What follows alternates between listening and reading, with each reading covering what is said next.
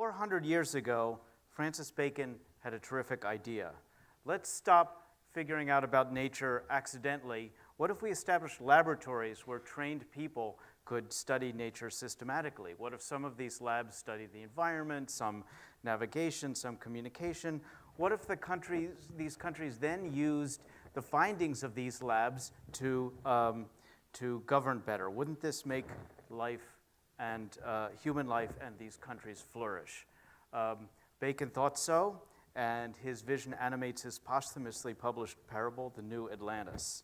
It was an ambitious, far-sighted vision, copied by many countries by now. It was very, very convincing and oppressive, but recently something has gone wrong. Science denial, which is not denying all science but specific findings, has become common. This is something that Francis Bacon didn't envision. And it's something that Martin Gardner wrote about quite a bit. It was very important to him. He was very concerned about it, and I wish there were more of this aspect of his work here. Now, we Gardner fans it's easy. How is science denial even possible?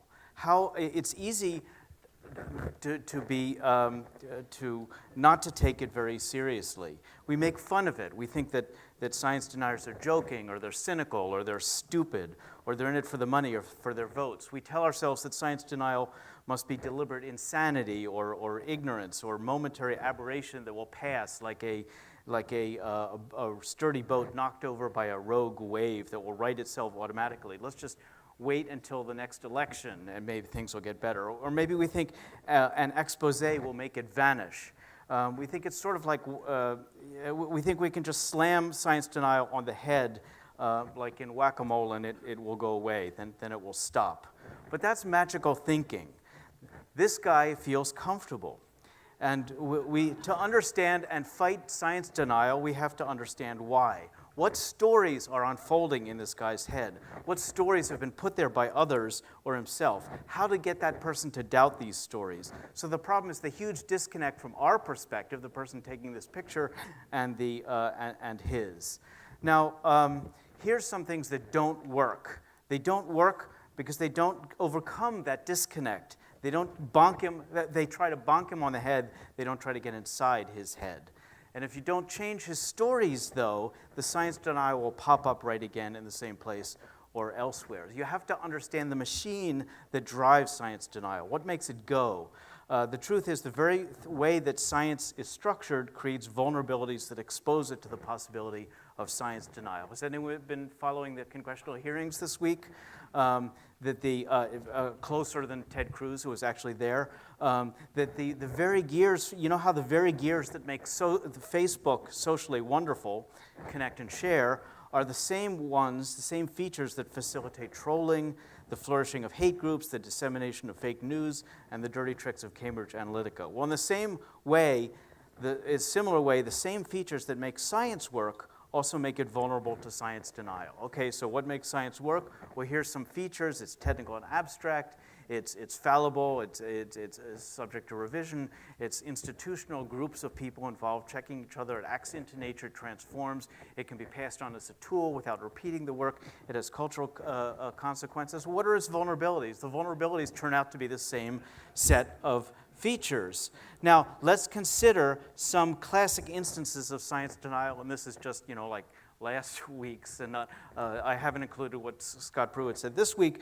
but they fit into these instances of science denial of, saying, I'm not a scientist, the jury is still out on these issues, it's a hoax, it can create uncertainty, it conflicts values, it's unnecessary. These patterns fit into what makes science vulnerable. So without this connection to the vulnerabilities, the science denial, no amount of money or self-interest would be persuasive or convincing. Now, so what can we do? At G4G13, I talked for my 6 minutes about short-term solutions for science denial. Now, in the whatever 2 minutes remaining I have, I'm going to talk about the long-term solution, which is to tell a vivid story about all of this that has a chance of getting into that guy's head, the guy who is in the train tracks. You have to make him uncomfortable. The story would have to be strong enough to make that guy live differently, feel like he's living in a different world. It would have to be a story about science and why a world without science is less safe than one with it, kind of what Bacon did in his little parable, the New Atlantis. The story would also, though, our story would have to include the whack-a-mole machine. It would have to reveal the way, who makes the machine, what happens when you bang the moles on the head, why they don't go away permanently, and so on. Bacon didn't foresee that part. The story also, I think, would have to make people angry.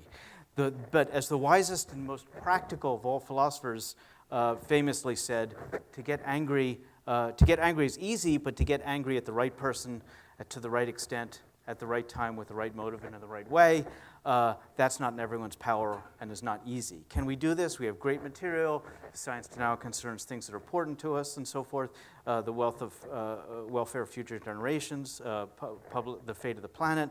I've got a little parable for you. What if, I've got a parable for you. Suppose I were responsible for taking your family on a cross-country trip, and suppose you learned that the consensus of mechanics was that my car was unsafe. Suppose I told you these mechanics were all wrong. They were acting in a conspiracy for their own benefit. After all, they're getting paid for being mechanics. Suppose I threw out the tires, the car's spare tires and the jacks, switched off my ability to contract roadside assistance, and suppose I then opened the door and said, "Get in." Wouldn't that make you angry? And if it didn't, wouldn't it indicate that you were delusional? The long-term solution to science to now involves telling and retelling that kind of story that make people angry about science denial at the right people and the right way. We have to make that guy sitting in the train tracks uncomfortable. Thank you very much.